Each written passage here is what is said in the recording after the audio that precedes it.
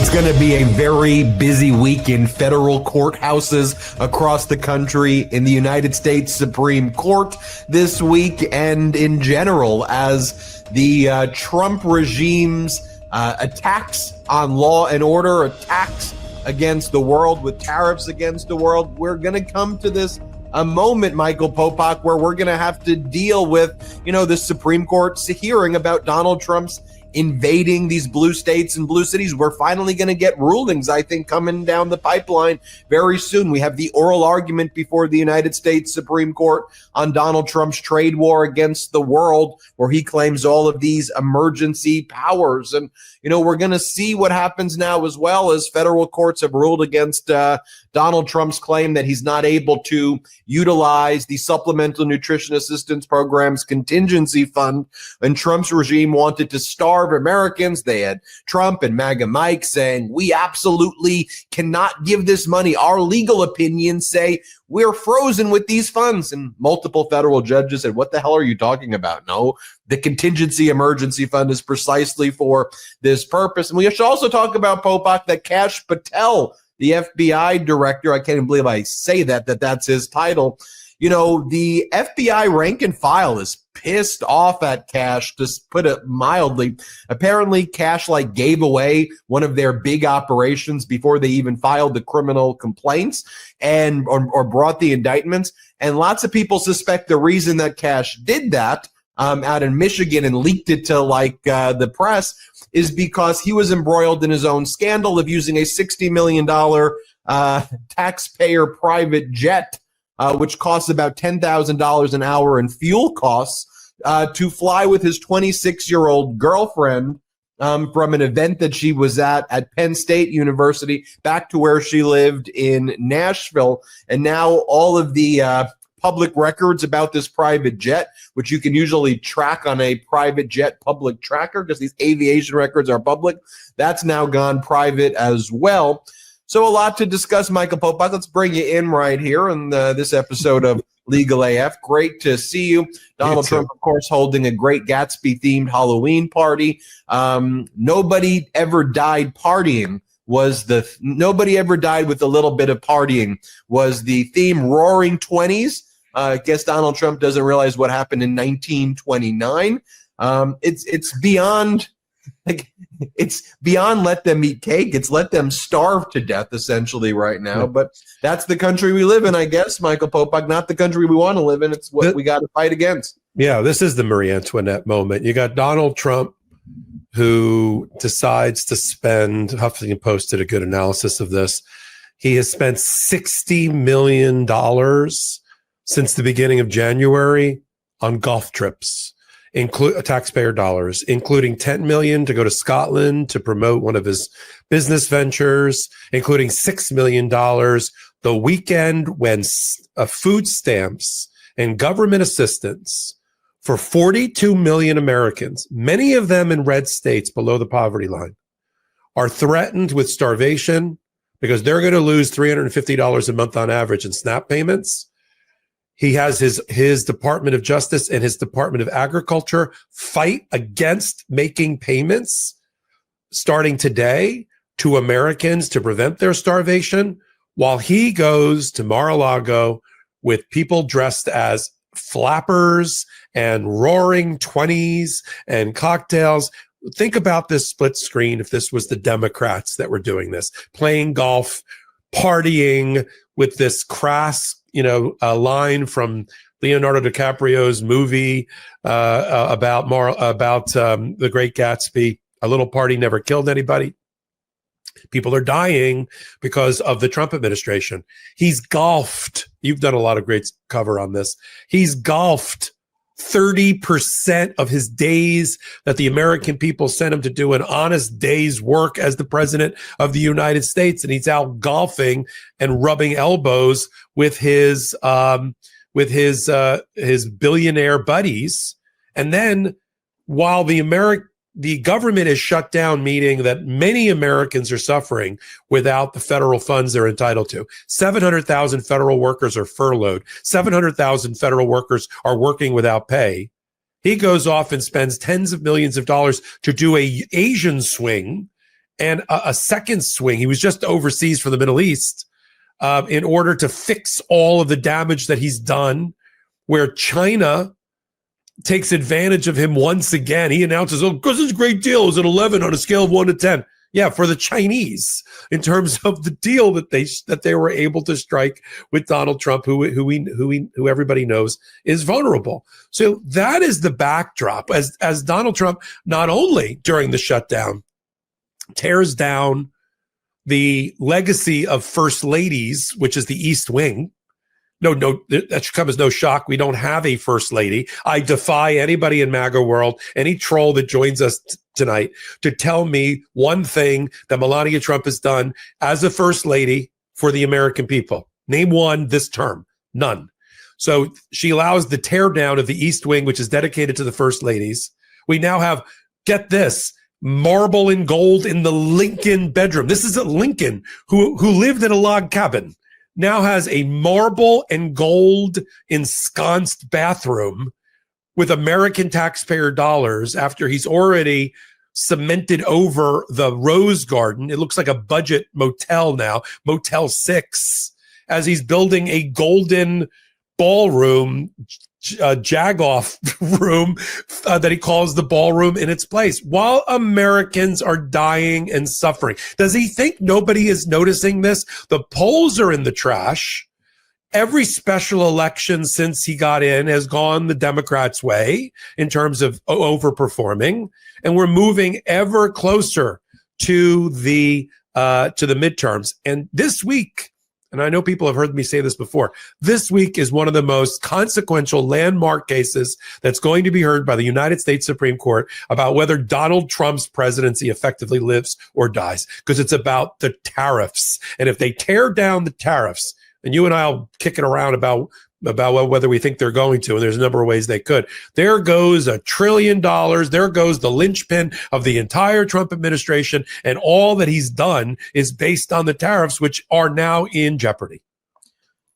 It's an interesting thing, though, right? Because if the Supreme Court rules against him, that's actually better for the country, and he will actually do better, I think, in terms of what the economy will look like if the Supreme Court rules against, because his tariffs against the world are just a complete and utter disaster. I mean, a complete catastrophe. I mean, inflation is surging. He could pretend that it isn't. I mean, things are not going well as a result of these the tariffs. So who's going to ask the question? Is it going to be Sotomayor? Is it going to be Kagan or Ketanji Brown Jackson, who says, let's do this hypothetical to John Sauer? You know this is going to happen.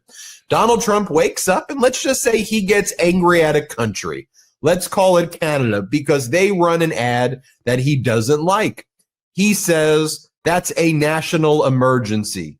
Under the emergency tariff power statutes, are you saying that he does not need to go to Congress? What do you say about that, Mr. Sauer? And then John Sauer with that sour voice was going, you know. And so what's he going to say there? But you know that question's coming, Michael Popok. Let's talk about that and more. But first, why don't we start off by talking about what's going on in this Comey case and the Letitia James case and the consolidated motions on disqualifying Lindsay Halligan. Just a reminder, pull up the photos of Lindsay Halligan right here. She was Donald Trump's personal attorney.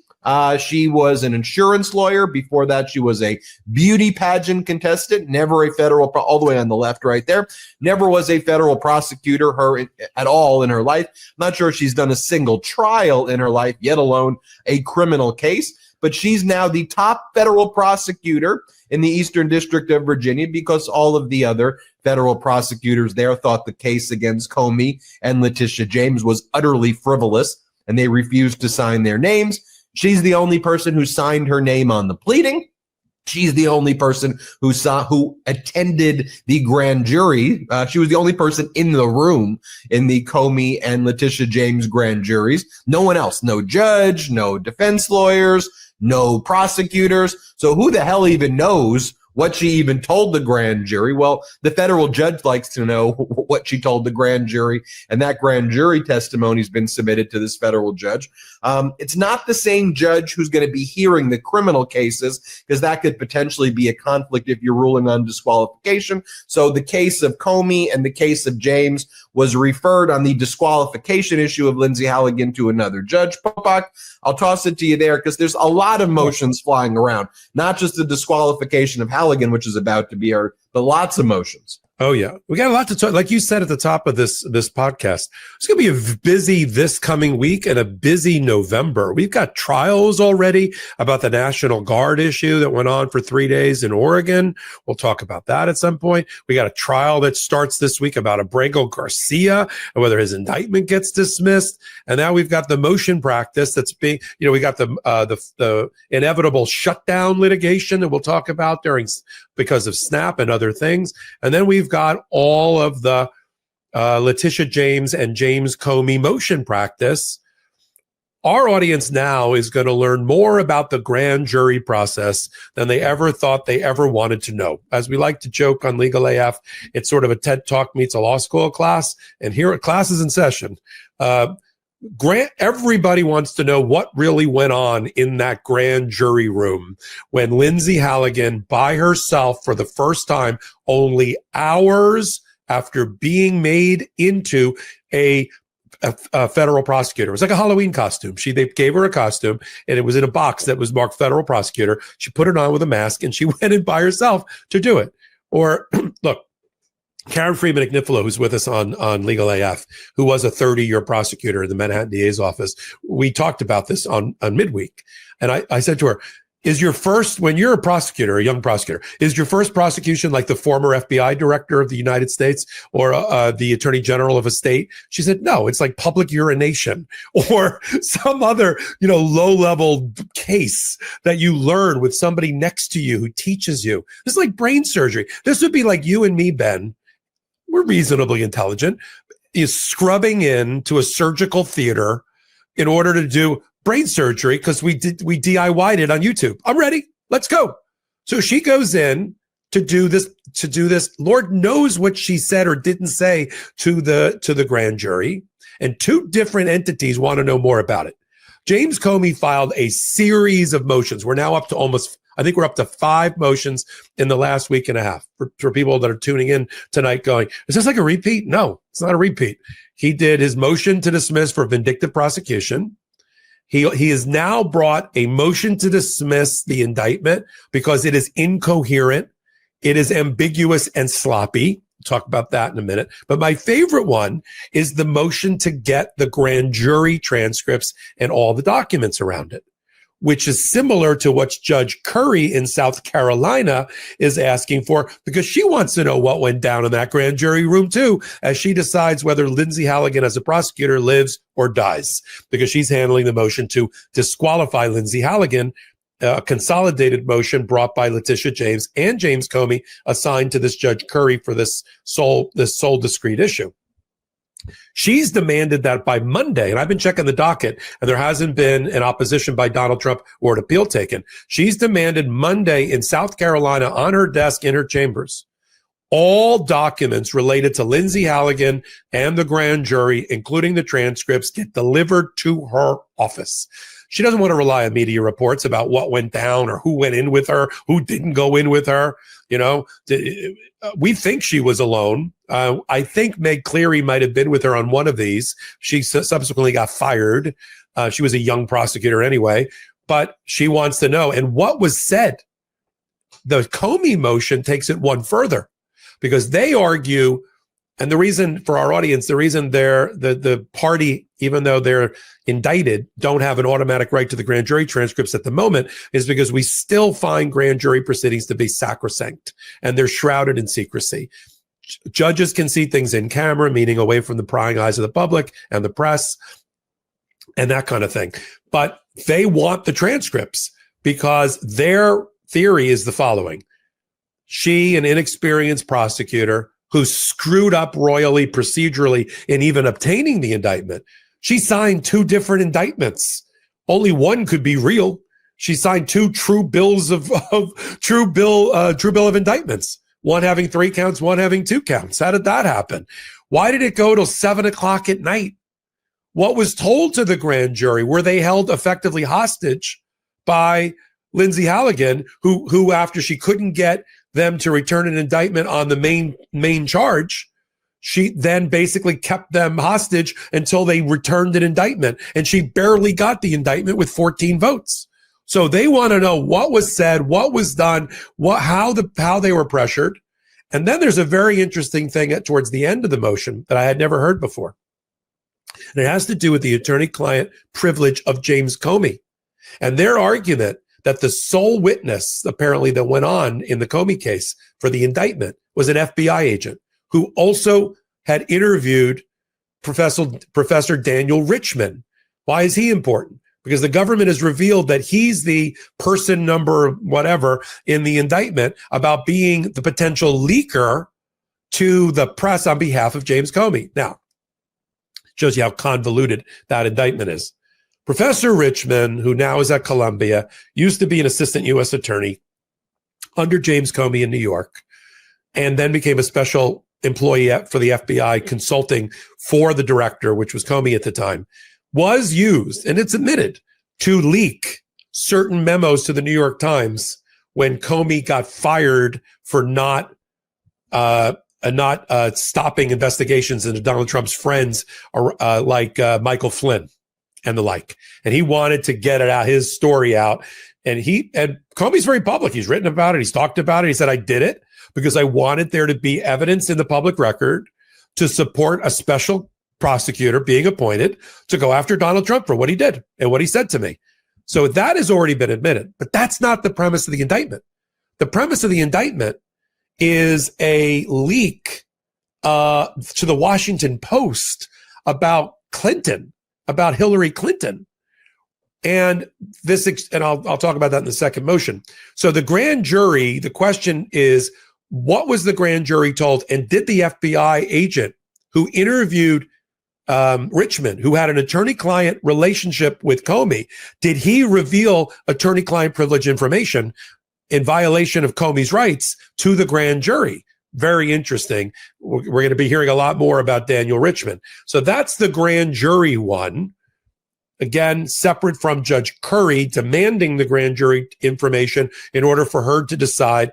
Not only Curry doesn't need it to decide whether under 546, the Vacancy Reform Act, whether Lindsay Halligan was properly appointed or not, because that's just, the facts are undisputed. There was a U.S. attorney who resigned when Donald Trump was inaugurated.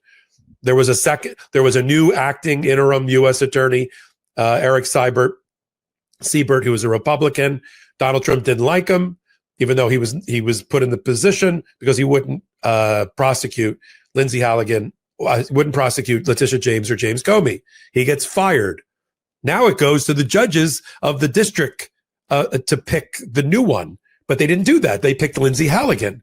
So that factual record is undisputed. And then you just look at the statute and the legislative history and you go, yeah, she can't be it. But to go further for the grand jury, see, now I think the judge is trying to get to the bottom of the remedy, which is, if I find that this happened, does this indictment have to be dismissed because of her role as a illegal prosecutor prosecuting the case? And, other charges against Lindsay Halligan that breach ethics. So you got all that going on. And then the other motions that Comey brought had to do with how sloppy the indictment is. And fundamentally, and we've talked about this at length on Legal AF and Midas Touch, his entire indictment is about a Q&A between Cruz and Comey sitting in his home during COVID, about whether 3 years earlier, when Comey testified in a separate hearing to Chuck Grassley about who was the leaker and whether he was the leaker, whether he stood by that testimony or not. And their argument is that cannot create perjury because first of all, the question is unclear. It wraps in an earlier testimony 3 years earlier, and he mangles it. Cruz can't ask a proper question. He mangles Clinton administration and Clinton investigation. He gets it all wrong. And then all Comey says is, I stand by my earlier testimony. That in and of itself cannot be perjurious because it has to be true. He stands by his earlier testimony. That's not a new perjury. So they've got this whole thing. And look, this is going to go fast. When you said we got a lot to do in November, this case is set for trial and will go to trial or so the first week in January. This Judge Curry's got to make the ruling about whether Halligan lives or dies like soon, like in the month of November. Judge Nachmanoff, who's presiding over Comey's, got to make the decision on all these motions really quick, like November, about the case. And we haven't even touched on, but I'll turn it back to you, Letitia James, who has parallel motions because she's going to trial in the end of January. What's interesting is that normally the grand jury testimony is not made available to the defense until such time as the witness who testified before the grand jury is called during the actual trial itself. And then the defense makes a motion. We want to see the transcript so that you're able to cross-examine that witness. That's usually the first time when it's made available. What's interesting here is that what took place in this grand jury is so suspicious. It's so odd that the grand jury testimony itself is becoming a prominent part of the pre-trial proceedings. And I mean, what if Lindsay Halligan never even actually secured a real indictment, on what the actual charges are? Who even knows? Because it's such an odd situation that the initial indictment was rejected by the grand jury, but then there was another one where the grand jury agreed to it. Like, what did Lindsay Halligan tell these people? Because we know what Andy McCabe has said before, that he was never authorized by Comey. McCabe says, I didn't need to be authorized. I was the deputy. I could do it on my own. What did Richmond? We know what Richmond has said during the Inspector General's investigation, that he was never authorized, that Comey never told him to do it. Those two people, McCabe and Richmond, never went before the grand jury. Like, how do you do a case where there could only be two people and neither of those people go before the grand jury? So you've relied on an FBI agent, to recount Donald Trump's version of events? I mean, when this judge, this is what we said from day one. I said, I just think that Halligan either found an FBI agent who had no clue what was going on in this case and just basically wanted a promotion in the Trump regime and said whatever, or Lindsay Halligan just made up the facts, because we know what the facts are. There's a reason why everybody rejected. All the federal prosecutors said there's no case here at all for hundreds and hundreds of reasons, but the two main witnesses don't support what the Trump regime claims they've said. Just think about it. If this were to go to a trial, Lindsay Halligan going to call McCabe? We've had McCabe on the Midas Touch Network multiple times. We know what he's going to say. I played for you what he's going to say. He's going to say, I was never authorized at all. I did it on my own. That's what he says. You're going to do Richmond, who was the Comey's lawyer? Like, you think, like, who's already admitted that he spoke to the New York Times? Like, you think that's a helpful witness? So who's your case? And yes, in the grand jury, the FBI agent can testify to the hearsay, but not at the trial. At the trial, you're going to have to call one of these two people. Like, and then what Trump's going to say is, liberal judge, the court system hates me. No, you're just a loser. You're just a freaking fascist. You hate our legal system. And this is why you and I, POPOK, got involved in Legal AF and doing this, not because I'm like a political person, but I'm just sharing with the facts. It's just idiotic what's going on here. I don't care what side of the political aisle you're on. This is a dumb, frivolous case that sets dangerous standards for how people can get prosecuted. This is what exists in freaking Putin's world. Anyway, we got a lot to discuss. And these lawyers need to be accountable. Like, after this is done, Halligan should lose her legal license, in my opinion. This is not okay behavior. This is not why I went to Georgetown Law School, why you went to Duke. It's not why I've gotten into this profession. Pisses me off. Anyway, let's take our first quick break of the show. A reminder, Michael Popok started his own law firm. Check it out. It's called the Popok Firm. Go to thepopokfirm.com or call 877-POPOK-AF. If you've been in a car accident, if you've been in a trucking accident, if you've been the victim of somebody else's negligence, if you know someone who's the victim of wrongful death or the victim of somebody else's negligence, sexual assault, sexual abuse cases, if you think you have a case, call the Popok Firm. See if you've got a case. They have lawyers across the country. They're representing lots of Legal AF listeners and viewers, so make sure you give a call. Also, go check out Michael Popok's Substack, the Legal AF Substack, and subscribe to the Legal AF YouTube channel. That's on its way to 1 million subscribers. I really want that Legal AF YouTube to hit 1 million. All right. We just crossed 900,000 this weekend. Right there. All right. First quick break of the show. We'll be right back. Let's talk about SCOTUS. You know that feeling when your morning coffee is supposed to kickstart your day, but instead your stomach's grumbling, your focus isn't sharp, and by 10 a.m. you're already craving a nap? It's frustrating because the ritual matters, but sometimes traditional coffee just doesn't play nice with your body or your brain. And for anyone juggling a busy, chaotic lifestyle or trying to level up focus and energy, this is a common struggle. You don't have hours to research ingredients, experiment with supplements, or mix up different powders just to get a clean, productive boost. So that's where Everyday Dose comes in. It's coffee plus benefits, coffee with mushrooms, collagen, and nootropics that fuel your brain, support focus, and provide clean, sustained energy all day long. It tastes just like coffee, but without the crash, the jitters, or stomach issues. With ingredients like lion's mane, chaga, and collagen protein, it's a simple ritual that supports your gut, brain, and overall wellness without adding any extra time to your morning. Right now, you can get 45% off your first subscription order of 30 servings of Coffee Plus. You'll also receive a starter kit with over $100 in free gifts by going to everydaydose.com/legalaf or entering legalaf at checkout. That's everydaydose.com/legalaf for 45% off your first order. Ever wake up sweaty, freezing, or just plain uncomfortable? The temperature in your bedroom can make or break your sleep. That's why I switched to Miracle Made sheets. They're inspired by NASA technology and use silver-infused temperature-regulating fabric to help you sleep perfectly all night long.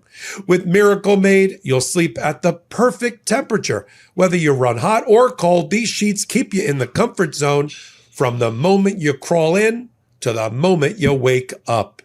And here's what I love. They stay cleaner longer. Thanks to their antibacterial silver technology, Miracle Made sheets stay fresh up to 3 times longer than regular sheets, meaning fewer odors, fewer wash cycles, and way less laundry. They're luxuriously comfortable too, smooth, breathable, and soft like what you'd find in a 5-star hotel, but without the luxury price tag. So upgrade your sleep or give the gift of better rest. Go to trymiracle.com/legalaf to try Miracle Made sheets today. You'll save over 40%. And when you use promo code LegalAF, you'll get an extra 20% off plus a free 3-piece towel set. They make an amazing gift. And with a 30-day money-back guarantee, there's no risk. That's trymiracle.com/legalaf. Code LegalAF at checkout. Thanks to Miracle Made for sponsoring this episode.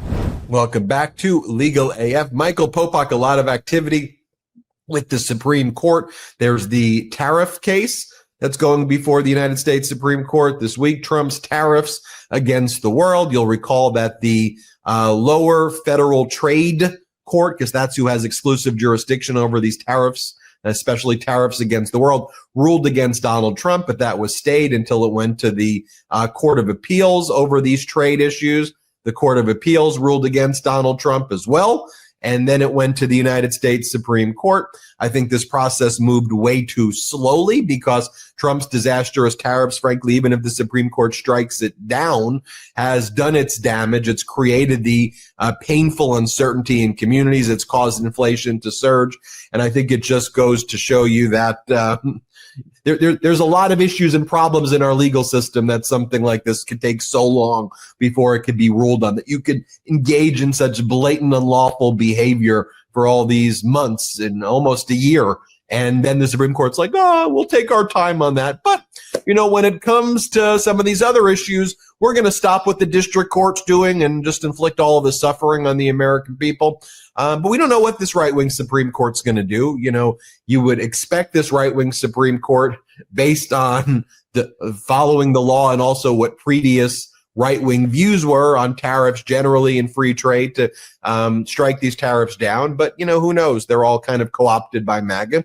But then also, POPOK, we saw the United States Supreme Court make an interesting ruling requesting additional information on the National Guard invasions of blue states and blue cities.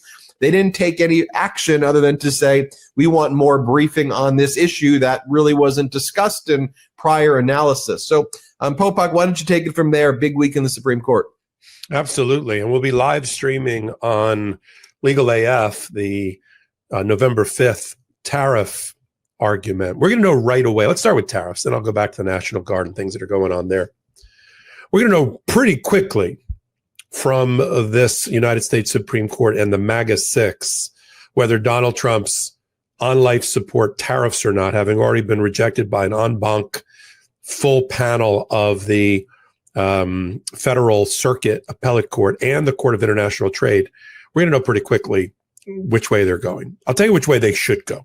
And I'm talking about the alt-right of the Supreme Court.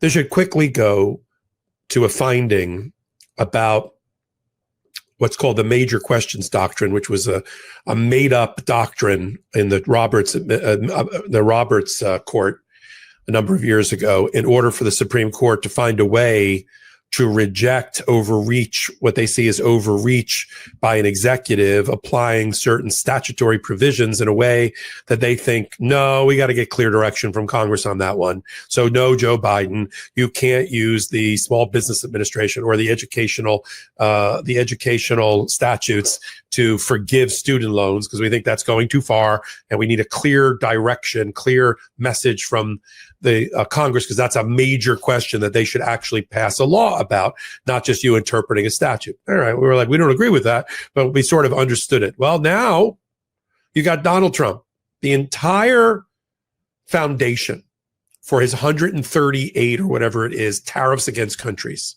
reciprocal tariffs, okay, is based on one statute. There's other ways that a president can impose tariffs, but you have to go through the steps, including involving Congress in them.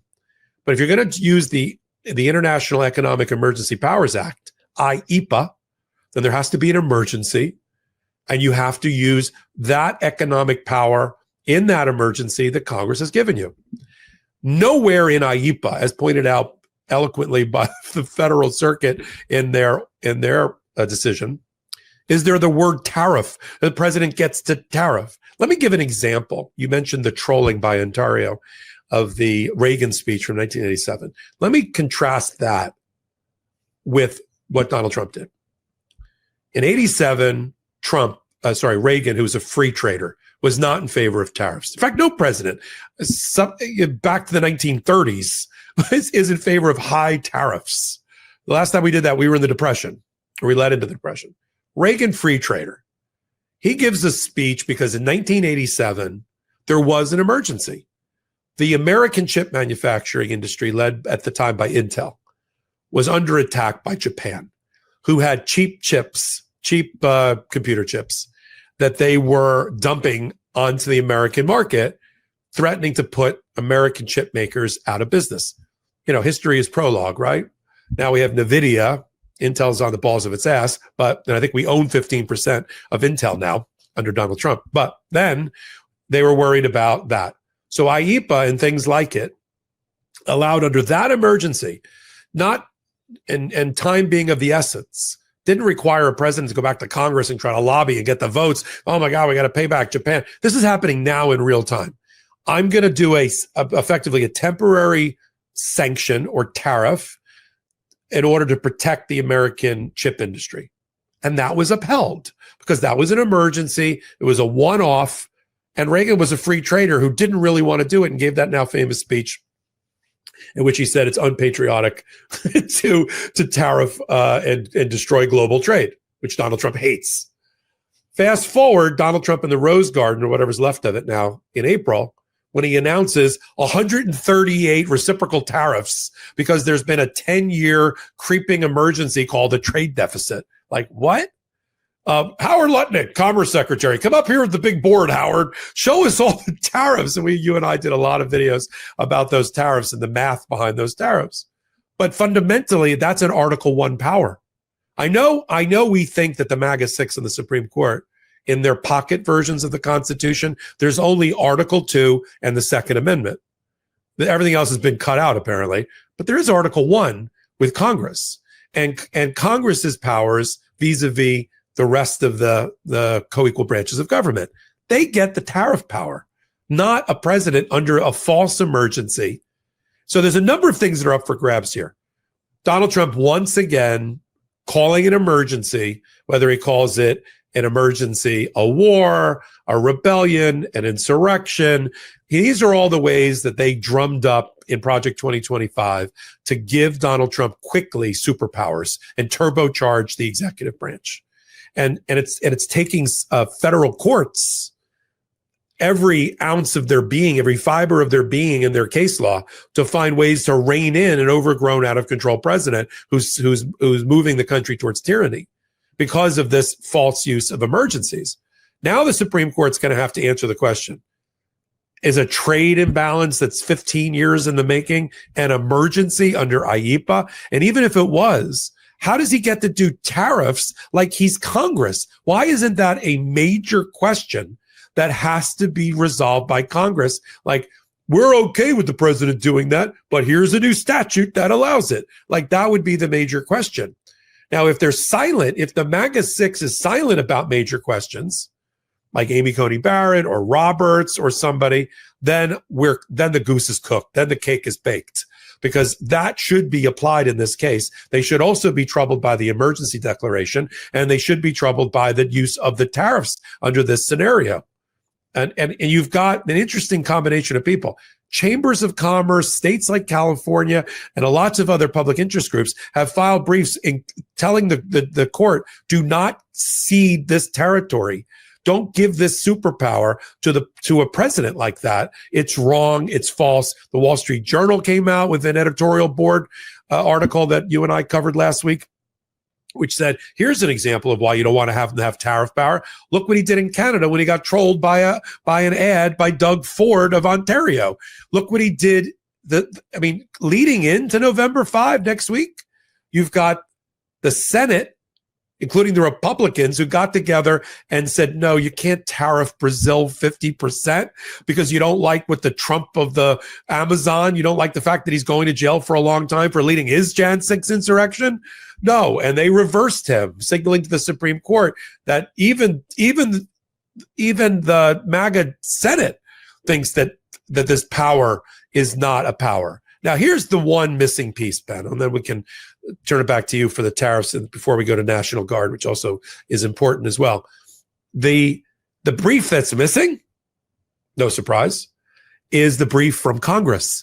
See, in cases where you're talking about the separation of powers and you're talking about the co-equal branches, and one branch is getting shit on by the other branch, that branch generally files a brief.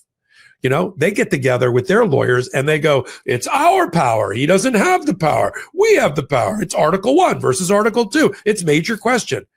But when on that issue, it's deafening silence, because Donald Trump has them so wrapped around his finger. They're not even doormats. That's giving a bad name to doormats. Doormats, at least you acknowledge. Donald Trump doesn't even acknowledge the existence of the MAGA, Mike Johnson-led Congress at all. And so there's no brief from them. So it looks like it's only the executive branch, led by the Solicitor General, Donald Trump's former federal criminal appeals lawyer, John Sauer, arguing for the executive branch. Where is the other? That's where the amicus briefs all come in.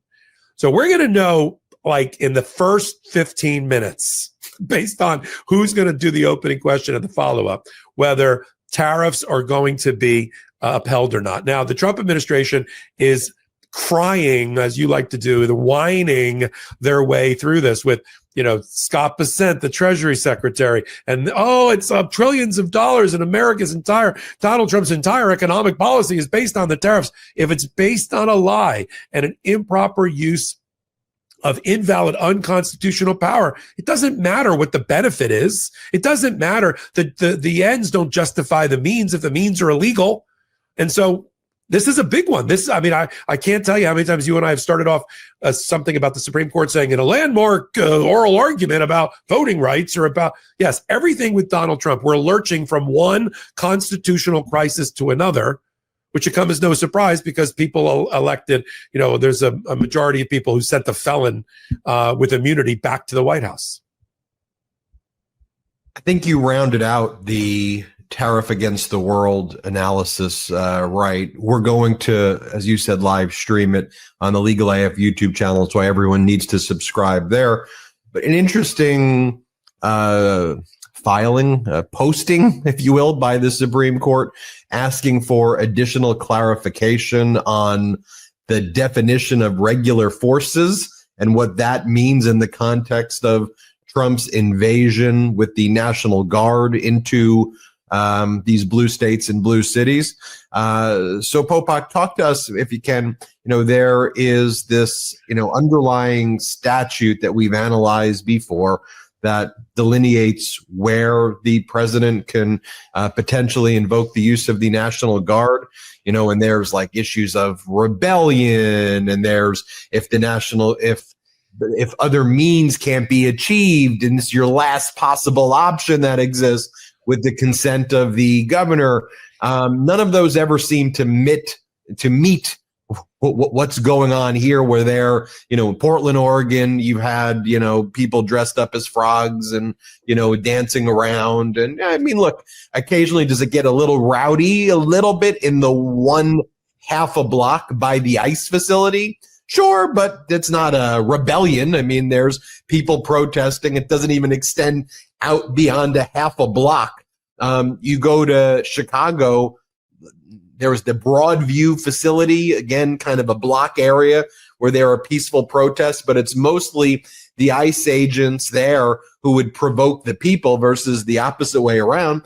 And then one of the things we've seen, the MO, if you will, of the Trump regime is have ICE attack the communities, gas the communities, engage in these horrific violent, bump into people, crash your cars into people, make it public and violent and messy, use chemical weapons, and then try to capture these scenes that look, like they're very chaotic, but the chaos is being caused by the Trump regime. And they go, look, you see, this looks like a war zone. We've got our cameras filming it. Let's bring in the National Guard. So what's going on there, POPOK?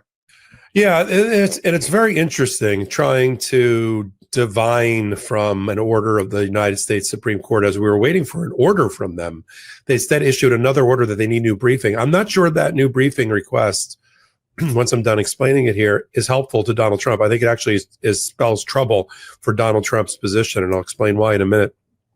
You and I have covered at length the ongoing National Guard issue, which at bottom, when we use that as shorthand here, as our audience knows, refers to Donald Trump's commandeering takeover of state militia, which we call the National Guard, State Guard, in order to federalize them, put them under federal command, sometimes with federal officers and troops, sometimes with the military, to go after blue states and blue cities, but not red states and red cities, in order to embarrass Democratic mayors and governors. I mean, there's no other way to put it.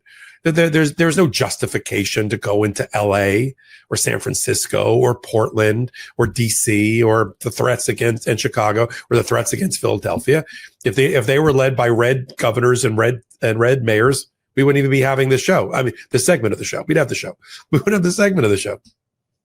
But this was part of Donald Trump's toolbox to troll and undermine the Democratic brand, go after the icons of the Democratic Party, try to reduce to rubble the Democrats, and have one party rule like any good dictator. That's what we're watching.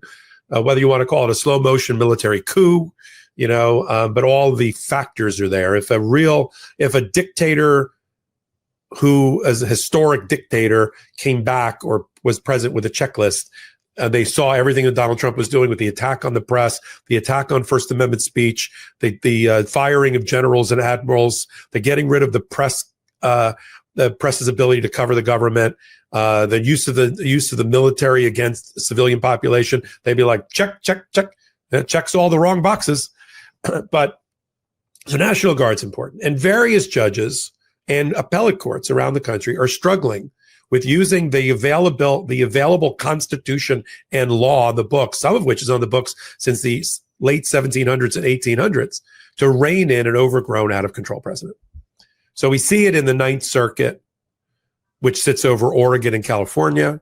We see it with Judge Immergut, who held a trial this week with live testimony about federal officers effectively firing weapons and riot munitions at local law enforcement. We see it with the Seventh Circuit and two judges there in Chicago, about whether the National Guard is appropriate there. And all at bottom, now at the doorstep of the Supreme Court, is this statute we call 10 U.S.C. 12406, which has to be read in conjunction with some other statutes that all came out at the same time. The Insurrection Act, 12406, the Posse Comitatus Act, they all kind of get read together. And the 12406 one, which is basically an exception to the Posse Comitatus statute, which says you can't use the U.S. military against civilians for domestic law enforcement. 12406 says under one of three circumstances, the president, if he needs backup in the form of National Guard, state militia, independent from the regular forces of the military, he can tap them, but there has to be one of three scenarios present. First one, take it off the board because everybody admits that that's not present, which is we've been invaded by a foreign country. Okay, take that off. Second one is there's a rebellion with a big R. Who gets to declare that? There's a whole fight over whether Trump gets to declare it. What is a rebellion? What is an insurrection? So it really is the third one. The third one is that the president, using his regular forces, not defined there, can't execute on federal law, can't execute the laws of the United States. And the question is, what does regular forces mean? There's two versions. There's two scenarios. Regular forces is either based on, if you go back to the Militia Act of 1795 and you go back to history and how that phrase has been used related to the Department of Defense, regular forces generally means the regular United States armed forces, the Marines, the Navy, the Air Force, I'm sure I left the Navy, the Coast Guard, the Space Force. That's the regular forces. There's another argument that regular forces mean local law enforcement in addition to that. And then only if after sending in the regular forces and law enforcement, you still can't execute federal law. In this case, you still can't capture, process, detain, and remove people for your immigration policy, which is what we're talking about. Because there's a couple of people protesting in front of an ICE facility, and you still need backup, then you can commandeer and take over the National Guard.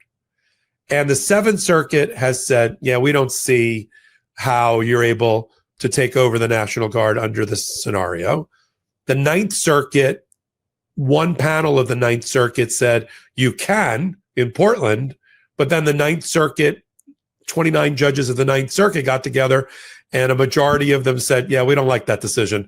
We're throwing that decision out. We're doing it all over again en banc with an 11 judge panel.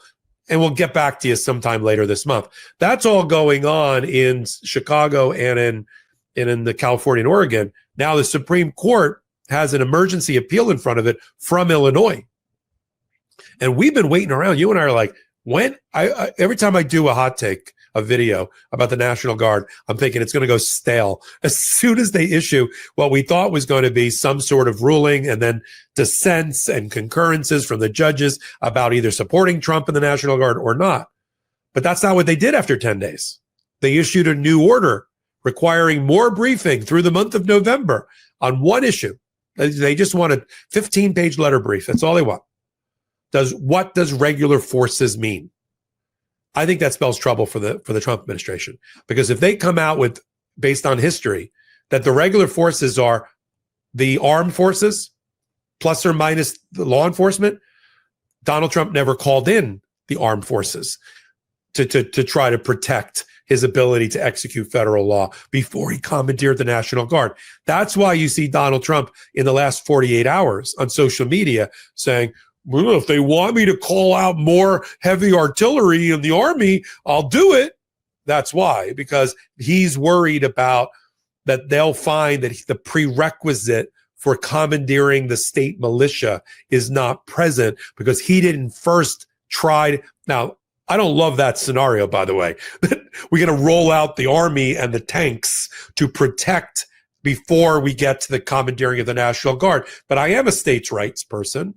I am a supporter, as I think most people on our podcast are, of the sovereign power of the states.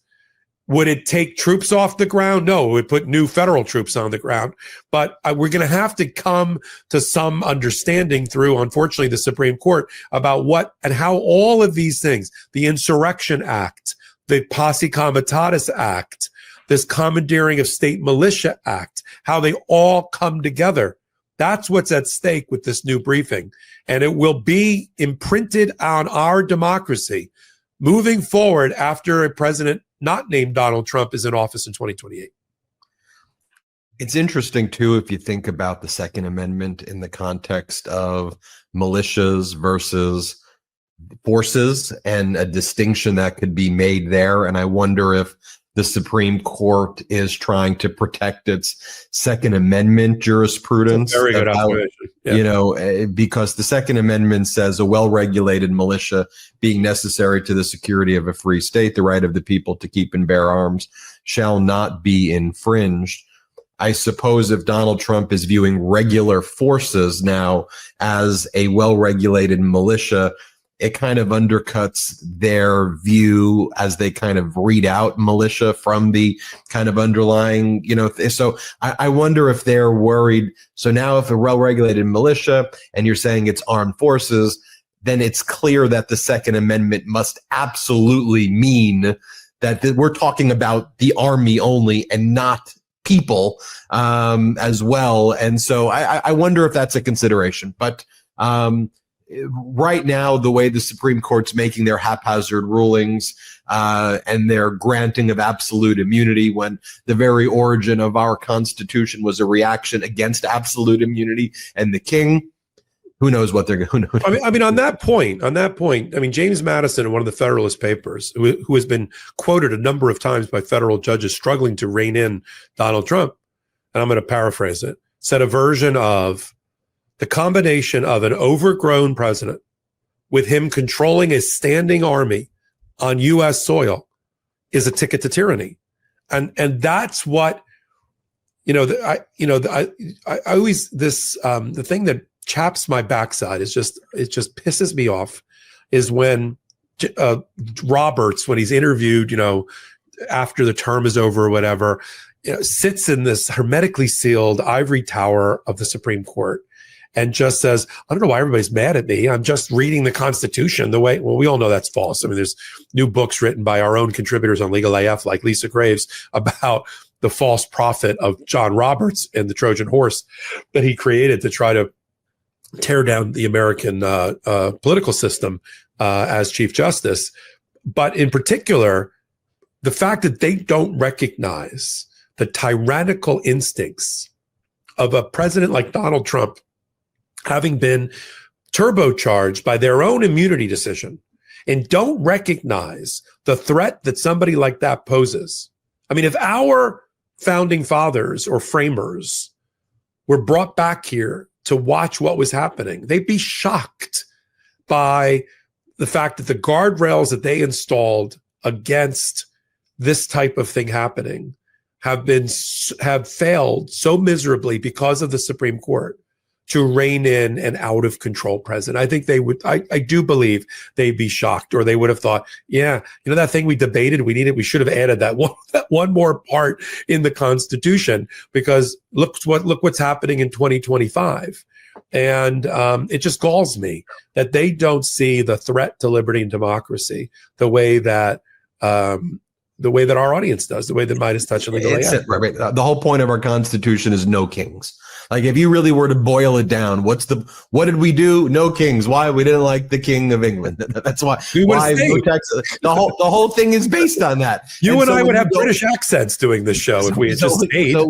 So when you go, yes, kings, absolute immunity, it's like, okay, then everything else you're saying is so stupid, because that's the most basic of concept. I don't have to be a scholar to go back and go, what was the purpose of the founding of this country? Like, hello. All right, let's take our last quick break of the show. A reminder to everybody that Michael Popok started his own law firm. It's called the POPOK Firm, representing a lot of our listeners and viewers who have cases. Go to thepopokfirm.com or call 877-POPOK-AF. The consultation's free. If you've been injured in an auto accident, trucking accident, the negligence of somebody else has injured you, sexual assault cases, sexual harassment cases, employment cases, discrimination cases, medical malpractice cases, give the POPOK Firm a call, 877-POPOK-AF. Go to thepopokfirm.com. Again, consultation is free. They have lawyers throughout the country. Don't be shy. Give a call. And if you have a friend or anybody you know who may have a case, have them call the POPOK Firm. Also, go check out POPOK's YouTube channel, Legal AF. It's almost on its way to 1 million subscribers,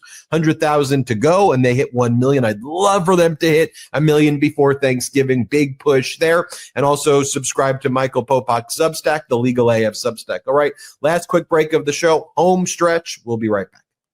For those who enjoy socializing but aren't always in the mood to drink, Sol's out-of-office gummies provide a perfect alternative. They deliver a light, happy buzz without the hangover, sugar, or next morning sluggishness. Sol is a wellness brand that believes feeling good should be fun and easy. They specialize in delicious hemp-derived THC and CBD products designed to boost mood and promote relaxation. Their best-selling out-of-office gummies were created to provide a mild, relaxing buzz while enhancing creativity and calm. With 5 different strengths, from a gentle 1.5 milligram microdose to the newest 15 milligram gummy, these products can be tailored to fit any desired experience. For those seeking a refreshing alcohol-free option, Sol also offers the out-of-office beverage, ideal for unwinding or socializing with friends. In addition, Sol provides a variety of products to support restful sleep, including their top-selling Sleepy Gummies for deep, restorative rest. All of Sol's products are made from organically farmed, USA-grown hemp and are vegan, gluten-free, low in sugar, and federally legal. Bring on the good vibes and treat yourself to Sol today. Right now, Sol is offering my audience 30% off your entire order. Go to getsol.com and use the code LegalAF. That's getsol.com, promo code LegalAF for 30% off. Look at me. I've been shaving for years, and for just as long, I've been frustrated with overpriced blades that dull too fast and leave my neck irritated. I was spending like $30 for 8 refills. Total scam. That's why I switched to Harry's Plus. And I'll be honest, I was blown away. The first time I shaved around my beard with Harry's Plus, I could feel the difference immediately. It's got this advanced pivoting system that actually reaches every corner of your face. German engineered blades honed at 3 different angles and a weighted metal handle, the heaviest Harry's has ever made, for real control and comfort. You get that barbershop quality shave without the barbershop price. And because Harry's owns their own blade factory in Germany, there's no middleman. So they keep costs low while giving you their most advanced razor ever. And for a limited time, our listeners can get the Harry's Plus trial set for only $10 at harrys.com/legalaf. You'll get the all-new Harry's Plus razor, 1 refined 5-blade cartridge, a 2-ounce foaming shave gel, and a travel cover to protect your blades on the go. Just head to harrys.com/legalaf to claim this offer. And after you purchase, they'll ask you where you heard about them. Please support our show and tell them that we sent you.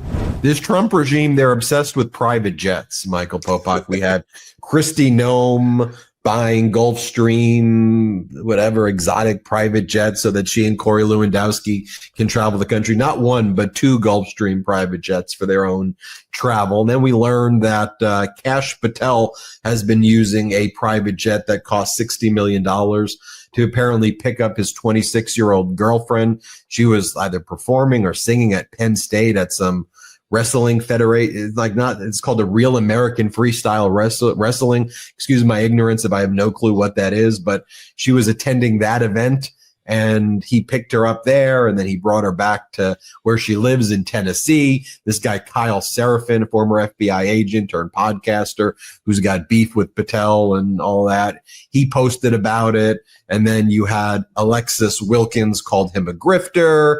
And then he's like, why do you have FBI security detail? Like, you're not even the wife of an FBI agent. Like, what the hell is going on there? And I think it's not the first time that Patel has brought her to events also. I think in April it was hockey games, and who even knows what else this regime is doing. But this became a pretty big public scandal. And what Kash Patel do to try to, I guess, create a wag the dog kind of moment? He got ahead of an FBI investigation. FBI was investigating people for a potential Halloween attack. They're on message boards. People were talking about in these like 4chan type chats, engaging in an attack in Michigan. I think the FBI was unclear at what stage. They had informants there, but they were, I think, unclear what stage this planning was really at. Were these just young people, incel type people being crazy, or were these people who are actually going to act on it? And, you know, Kash Patel got access to the intelligence, and apparently he like leaked it to the press. And then he's like, look, we stopped them. We've identified them. And the FBI is like, dude, we haven't even filed the criminal complaint. Like, you just destroyed our investigation. And actually, the Kyle Seraphin guy who I mentioned, who's been in the beef with Patel, who exposed the flight that Patel was on, he predicted, he goes, expect any day now we're going to hear about a major bust from Kash Patel. And sure enough, boom, we get that story. You know, and rank and file FBI at this point, they're just livid with Patel. The ones who are still, you know, the tough thing with these FBI agents is they really kind of have a career plan mapped out in their minds about their pension, how many years before they retire. It's not like in the DOJ where you work inside the DOJ, then you work at a private law firm and make high 6 figures or 7 figures when you leave. Your FBI career is kind of your FBI career. You try to retire 20 plus years in. Once you've basically vested, you get your pension, and then maybe you do consulting work kind of after that. But like, it's hard for these FBI agents to leave, but they also know they're really under attack by an FBI director who hates the FBI. You know, it's just interesting connecting it to our first segment as well, because James Comey was an FBI director, right? Like, he was the director of the FBI who's now under a criminal prosecution for how he testified accurately before the Senate. And so if you look at as an FBI agent, they're like, they're going after the FBI director. Where do I stand in all of this? So POPOK, let's talk about this Kash Patel, because to me, we've talked about these high profile cases, and Kash Patel, a high profile person, unfortunately, right now, after his years of grift and the KA$H merch that he would sell, the stupid shit. But there are so many cases, drug cases, gang cases, sex trafficking cases, that our FBI is no longer able to pursue, that just no one will know about these cases ever. But there were so many bad guys and terrible people and traffickers who are able now to run free, basically, because of the chaos that's being created. So that's why I think we finished with this segment. Yeah. One of the things that's kept us safe, one of the major things that's kept us safe, that has been destroyed like a wrecking ball, the way the East Wing was destroyed by Trump, is the foundation of our national security. FBI, CIA, the national intelligence community have all been hollowed out, defunded, fired, reassigned, forced into retirement, both at the DOJ side, at the FBI side, at the CIA side, at the National Security Council side. I'm talking thousands and thousands of career people whose hands were on our controls and eyes were focused on keeping America safe are no longer in government.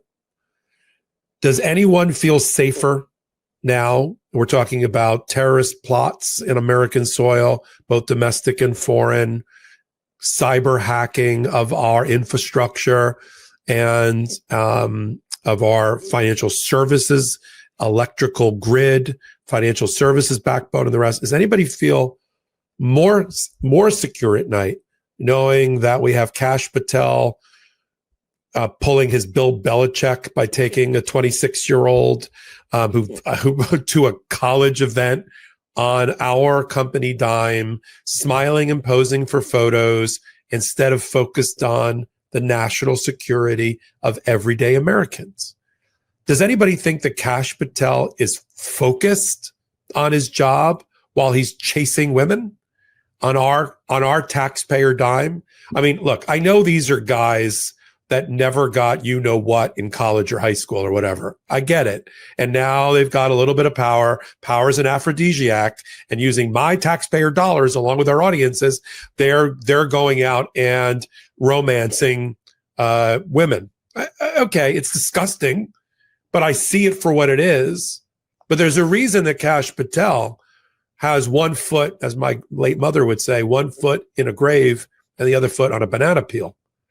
And that's why the reporting is that Pam Bondi and Todd Blanche want to get rid of Kash Patel because he is the weak link among an entire chain of weak links between the Department of Justice and the FBI. Kash Patel is the weakest of links because he does stupid shit, because he's not focused on his job, because he's mentally impaired and unqualified to be the FBI director. He announces indictments before they happen. He uses announcements in order to cover up scandals. And like you said, what is it with transportation and the people in the MAGA world? You got Nancy Mace, who starts live social media posting because TSA wasn't waiting for her as a one of 537 members of Congress show up at the airport, that there's no one there to greet her BMW, and she's lashing out at officers and TSA loudly about the fact that she, Nancy Mace, should not be treated like this as a member of the House. Where was she when LaMonica MacGyver and other elected officials were being arrested and thrown to the ground, like Senator Padilla of California, during their attempts to provide oversight about ICE detention facilities? Is that a way to treat a member of Congress? The fact that you didn't have somebody waiting curbside for you and your luggage to whisk you through TSA, that's a problem? Why do we have to spend $60-70 million of American taxpayer dollars on Gulfstream G5s so that Kristi Noem and her boyfriend, or whoever he is, Corey Lewandowski, can travel in style on private jets? Okay. And why do we have to talk about Kash Patel romancing his underage, well, it's not underage, she's younger than him, a girlfriend, taking her to events instead of focused on the American people? There is just this lack of focus. This is what we call in the public corruption business theft of honest service. It's actually a crime. Used to be a crime until Donald Trump got rid of the department within the Department of the bureau within the Department of Justice responsible for public corruption and public integrity. Theft of honest service means you got elected to do something or appointed and confirmed to do something, and you're stealing the taxpayer dollars because you're not providing honest service. Kash Patel is not providing honest service. Donald Trump certainly is not. Bondi, the Department of Justice, and the rest. So we talk about at the top level of what we observe in real time, in real life. But below the surface is what really keeps me up at night. which is the undermining of our national security, the thing that has stopped another 9/11, the thing that has stopped another Oklahoma City bombing, has been the close coordination between the intelligence community, the FBI, local law enforcement. And we have a breach in all of those things. We've got a weakened, a weak-minded leader running all of these divisions. Tulsi Gabbard, National Intelligence. Are you? I mean, you could not. If you made a movie, if you and I, now that you have Midas Films, Midas Studios. Thank you, Midas Studios. Now that you're a movie mogul, a documentary mogul, if we pitched this in Hollywood, Tulsi Gabbard as the head of the intelligence, Kash Patel as the head of the FBI, Robert F. Kennedy Jr. as the head, they'd be like, Get out of here. No one's ever going to go to that movie. Forget the movie. This is real life. And for those that say, what can we do about it? We'll see how the internal implosion between the DOJ and Kash Patel and Pam Bondi and Todd Blanche play out behind the scenes. But what we can do about it is what we're looking to do at the midterms. I have never in my entire life, and I'm coming up on a big birthday, which I will not reveal at this moment, in about a month. I've never in my time on planet Earth, I've been a guy even before I became a podcaster with you, who has been very mindful about our American presidency and the government. It's been I've studied it in college and masters and all that. I've never seen a period in our life where the need for oversight by Congress and the checks and balance, whatever's left of it by the Supreme Court, is so necessary right now to control this overgrown, out of control tyrant that we call President Trump. And the only way it's simple. It's voting. It is exercising our fundamental right to vote. Protest, yes. Crowds, yes. Fight them in the courts, slow them down, make bad things happen slower or not at all. Courts, yes. That's the fundamental part of our DNA on Legal AF and on Midas. And courage. And it's voting and making sure right now, not like 2 days before the election, right now, that you are properly, whatever the new requirement is, that you are properly registered to vote in your state. I assure you, if you're in a red state, the rules have changed and you might have been bounced from the rolls. Go and check. Check the database, check the website, check your local election officials, and make sure you fix that. And whatever ways they have left us to vote early, mail-in, absentee, day of, whatever is left, we have to. It's not even like, it would be nice if we got the House and the Senate back. It is existential that we get the House and the Senate back in order to rein in this president. And by the way, for those that troll us occasionally, I would be saying the exact same thing if we had an out of control Democratic president and a lack of checks and balance because he controlled the House, the Senate. I'd be talking about the office of the presidency as an institution that needs to be reined in, which is what I'm talking about. We have to get the House in the hands of blue. We've got to do the same for the Senate. We have to make Donald Trump lame duck. And if we don't, we have nobody to blame but ourselves. Because if we vote in the numbers that are reflected in polling, if the 10 or 12 or 15 million people, whatever that fluctuating number is, that sat out democracy during the last election come back, and they find a compelling message by the other party to bring them back, we will win. And we will restore this, start to heal this country again. We can't fix everything. Not every Supreme Court precedent is going to go away overnight, but it starts with that. And that's why you and I, from the moment we get up in the morning, at weird times with our children, with our young children, to the time our head hits the pillow, and our team, and our editors, and our producers, and our contributors.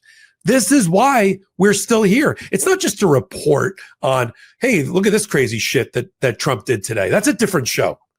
This is about the preservation of our democracy and how we as an audience and as a community of almost 6 million strong, 7 million if you add in, all the other aspects of Midas Touch World, can make the difference. That's why we get people to come on our show like you do and I do to talk and brief our audience. It's to keep us focused, keep our hands on the controls and our eyes on the prize of repairing America come the midterms. Couldn't agree more with you there, Popok. And when California Governor Gavin Newsom asked me about, how do you deal with this kind of constant barrage of crap that Trump throws out there. And I said, yes, you have to report on what's happening on a day-to-day basis, but I said, you have to be philosophically rooted in values and principles, and your coverage has to be informed by that and all go through that lens. And for us, it's democracy. It's actually law and order, not as a mantra, but as a way of life and actually handling things. It's about our justice system, and it's about empathy. It's about our democracy. It's about standing up for marginalized communities. It's about standing up for facts, truth, evidence, science. That's what we do here each and every day. That's what's most important than what's my 5 a.m. video or my 7 a.m. video or my 10 a.m. video, right? It is a overall shoulder to shoulder with you, this community, our message about who we are in this world, what our place is in this world, what we want the world to be. So I'll leave you with that. A reminder, Michael Popok has started his own law firm. It's called The Popok Firm. Go to thepopokfirm.com or call 877-POPOK-AF right now for a free case review today. If you or somebody you know has been injured in a car accident, a trucking accident, if you've been the victim of sexual assault or sexual harassment, if you know someone who's been the victim of somebody else's negligence or somebody who was involved in a wrongful death situation, we handle a lot of those types of very tragic cases. Give a call to The Popok Firm. And they have lawyers across the country who can let you know for free if you have a case or not. Don't be shy, for real. Give a call. Popok's representing a lot of our listeners, so do not be afraid to give a call or shy. These are important issues, so call Michael Popok. A reminder to subscribe to the Legal AF YouTube channel on its way to 1 million subscribers. Make sure you go there and subscribe. Also subscribe to Michael Popok's Substack, the Legal AF Substack. Thanks, everybody, for watching this weekend's episode of Legal AF. One of the honors of my career is getting to do this with Popok and spending my time with each and every one of you each and every day. Thank you to Salty and our entire editorial team. It's working hard this weekend, as always. We appreciate them. We appreciate you, the Legal AFers and the Midas Mighty. See you next time. Shout out Legal AFers and shout out Midas Mighty.